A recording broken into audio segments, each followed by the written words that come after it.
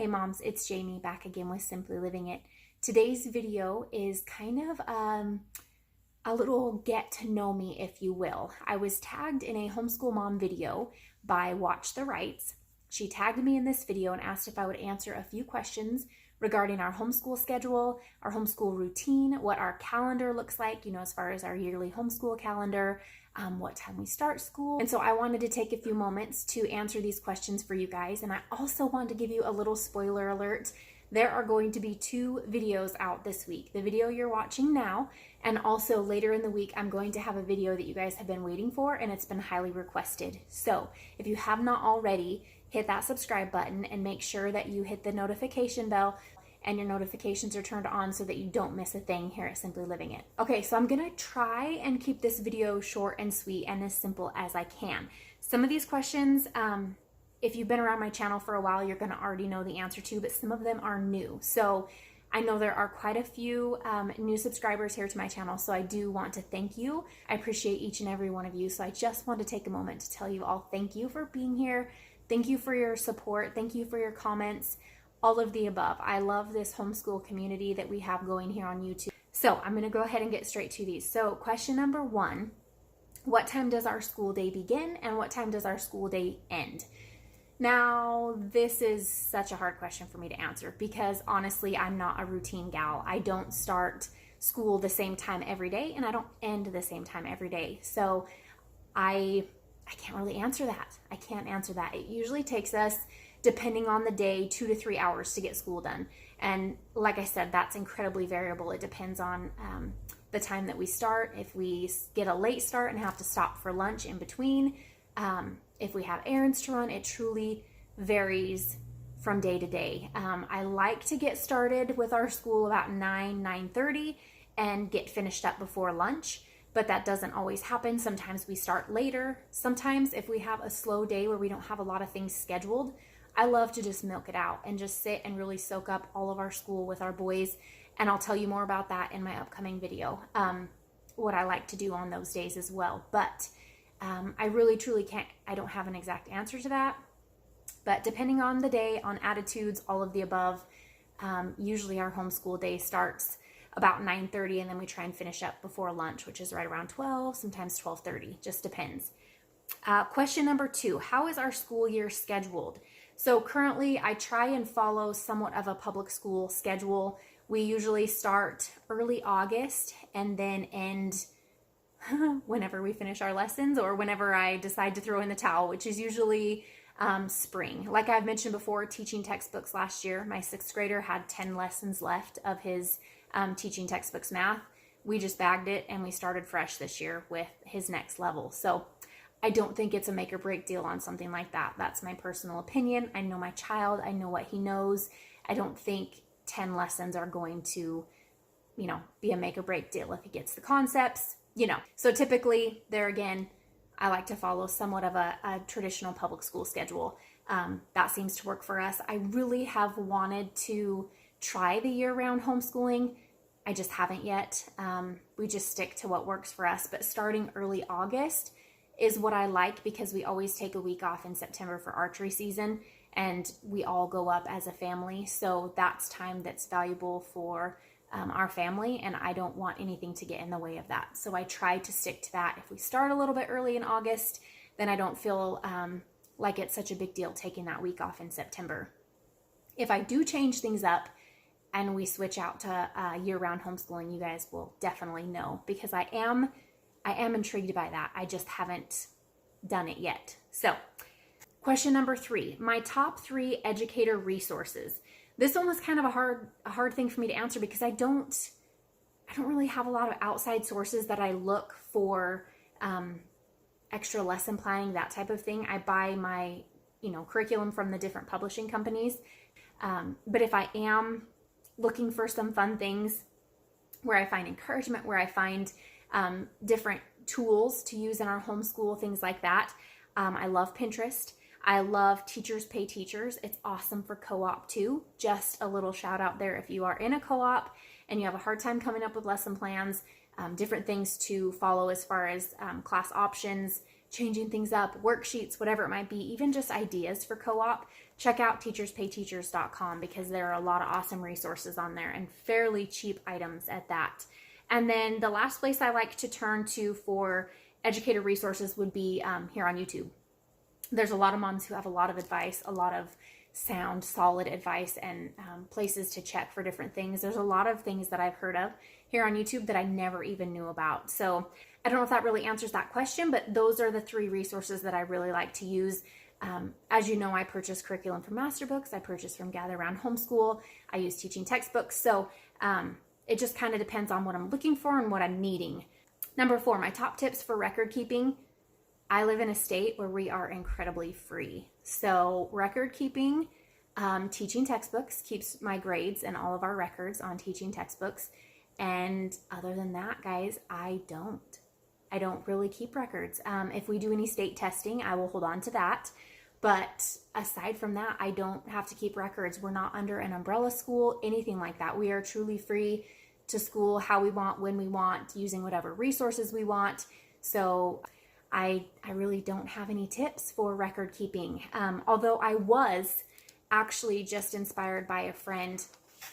She gave me the idea because sometimes as homeschooling moms, we can feel like we're not doing enough, like we're here, there, and everywhere, and they're missing some of the guts maybe. So she encouraged me to get a planner, and instead of planning out your day for what you want to do, at the end of the day, write down everything you did do. So instead of planning your day and feeling like you're already defeated when you don't get done what you had on your planner, so to speak, write down what you did do. So for school, after you finish school, if we did our North American birds from Gather Around Homeschool, then I'm going to write that down. And I write ×3 if I did it with all 3 boys. Math ×3 if I do it with all 3 boys. Their language lessons, whatever it might be, I write down what we did complete.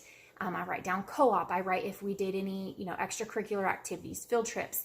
Write down what I did do instead of the things that didn't get done, and change the perspective on that for our homeschool. And I thought that was kind of a really cool idea, and I'm going to implement that for sure. Again, this is just new advice that I was given after going through kind of a season of losing it. That was some good advice, and I'm going to do that. So I'm just going to share that with you guys.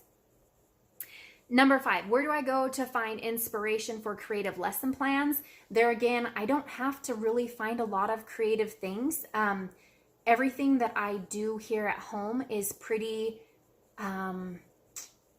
much given to us in our curriculum. So if I need to find something extra or something fun, Pinterest, I mean, come on, honestly, Pinterest, that's where I go for a lot of things. So number 6, advice for new or prospective homeschool families.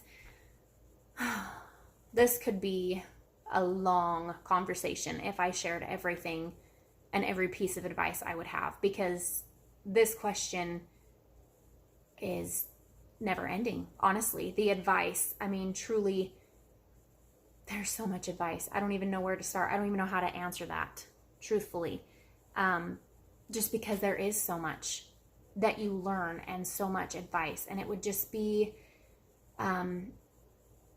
maybe get plugged in with some other homeschool families, but I don't even know that that would be the best advice I could give. If you're really truly feeling like this is what you're wanting to do with your family, homeschooling, educate yourself, check out the state laws so that you know what your requirements are as far as in your homeschool, because every state is so different. Even the record keeping question. My record keeping, I don't have really anything that I'm doing as far as keeping records for our homeschool because it's not required. Whereas another mom's answer to that question is going to be completely different. That goes the same with advice for homeschooling. Be confident and own your decision to homeschool. Don't let other people's thoughts, feelings, questions, don't let them get to you. I'm still working on that 7 years later. I don't know. I take it easy, take it slow. Right here, Teaching from Rest. I'm reading that. That's going to be an upcoming video also. As I sit and try to answer that question, going through the season of life that I'm in right now, I'm finding that I need to prioritize my life, and homeschooling is where my heart is, and I need to plan everything else around homeschooling, if that makes any sense. Instead of our days being so rushed and stressful and chaotic trying to get every errand done that I need to, or everything checked off my list, so to speak.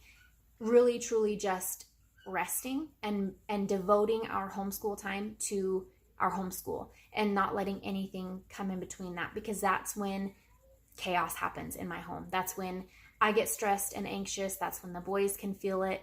We have, different attitude issues. We kind of butt heads. It's just truly soaking up that time that's unhurried, if that makes sense. And so don't overcrowd your days. Don't load everything into your day and just create that uneasy atmosphere. That's something that would be a huge piece of advice for me. So I don't know. Like I said, I could talk about that forever. So for me, there's a few of my pieces of advice for you guys. If you're thinking about homeschooling, or if you are a homeschooling mom, even as a seasoned homeschool mom myself, teaching from rest is something that is it's a day-to-day thing, truly. I just can't seem to get it. So if it can stick this time, then things would be great, right? But that's just seasons of growing and learning, I guess. And I'm still in one as well. So let's see, something that has surprised me about homeschooling. I would say what it's taught me about myself and how it's changed me. That's what surprised me the most. I knew it was going to be hard. I knew it wasn't going to be easy. It was going to be challenging. But what it's taught me about myself, and my time and my heart, I think has been more about what I've learned from any other aspect of homeschooling. I don't know if that answers that question either, but it's just taught me, a lot about myself and my priorities and where I need to be. And how have I been challenged in homeschooling? Well, that pretty much answers, those two could go together. 7 and 8 could go together. I've been challenged in slowing down, truly slowing down, just chilling for a little bit. And that again goes with, what homeschooling has taught me and how it's changed me. So there again, just taking it easy day to day, just chilling out a little bit and really focusing on our time homeschooling while I have this time. And there'll be time for everything else. Right now it's homeschooling. And so that's kind of one of the ways that I have been, challenged homeschooling.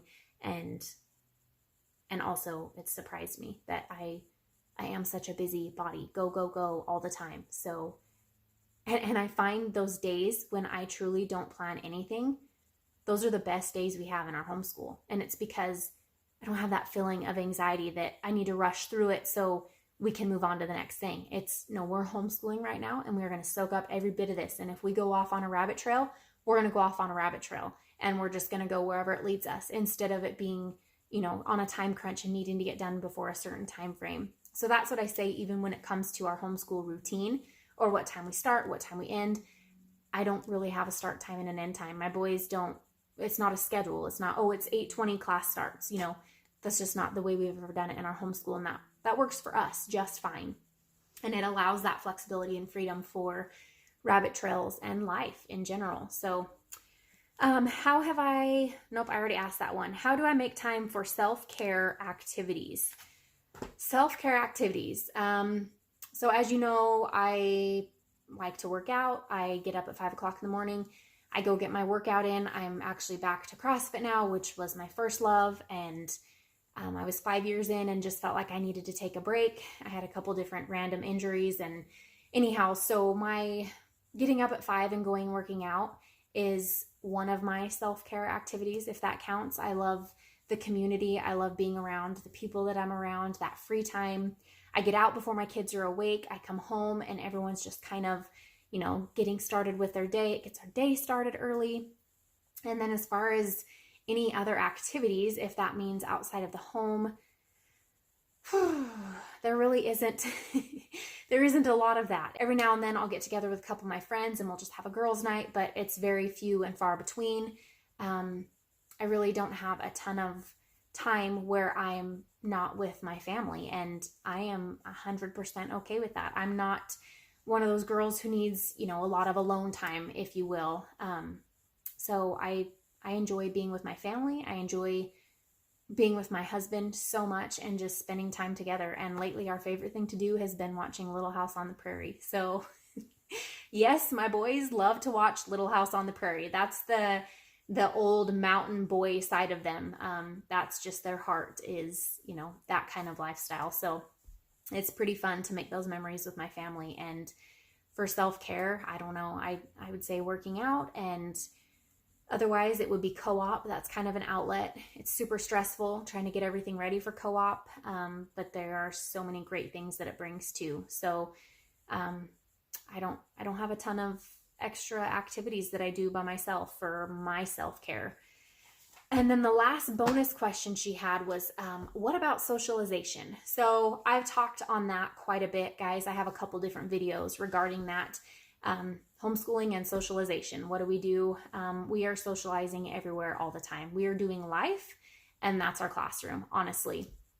Our neighbors, church events, church activities, family barbecues, the grocery store, anywhere and everywhere, really, truly, they're interacting with people every single day. So everything we do, everywhere we go, we are socializing. So if you want to get a little more in depth on that one, you can go watch my video regarding homeschooling and socialization, and just all of the thoughts and opinions and questions that we've been asked on our homeschool journey about socializing, and just my raw feelings and emotions of that whole, thought process to begin with. So I think that pretty much sums up my question about socialization. I don't feel it's an issue at all. Not at all in our homeschool. If it's something you question in your homeschool, maybe, get involved in some church activities, try and find a co-op. If they're playing sports, there are so many other ways that we socialize on a day-to-day basis that are not with a bunch of kids in a tiny classroom. So you got to kind of think outside the box and change your perspective a little bit. And I think your eyes will be opened for sure. So that's going to sum up my kind of homeschool mom tag video for you guys. So be sure to check out Watch the Wrights, guys. I'm going to leave it in the description box down below. Head on over to her channel and watch her sweet answers to all of these questions as well.